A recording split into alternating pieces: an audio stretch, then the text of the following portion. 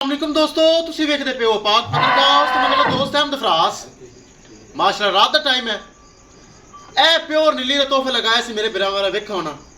7,30,000 रुपए डिमांड सी। 6,80,000 रुपए दे विच बिलाल भाई कराची ए जा रही ट्रांजैक्शन अकाउंट च आ चुकी। ए वड्डी गाय बड़िया कल आईयां, चेक कर लो। ए गाय लगाई सी माशाअल्लाह मेरे बिरा मेरे वेखी होनी, बहुत चंगी गाय। 6,20,000 रुपए डिमांड सी। ये 5,80,000 रुपए के सेल हुई है।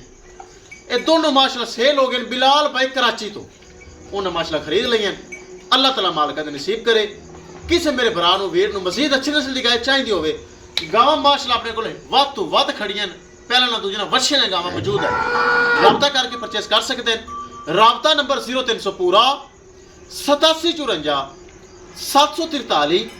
व्हाट्सएप नंबर भी यही है जी, लोकल नंबर भी यही है। माशाल्लाह प्योर नीली की चोटी है और वड्डी गाय ए माशाल्लाह कराची बिलाल भाई ने खरीद ली। ए जा रहे रात का टाइम है, रवानगी की वीडियो है। सारे भरा वीर दुआ करें अल्लाह ताला बाइद नसीब करे। अल्लाह दे सुपुर्द।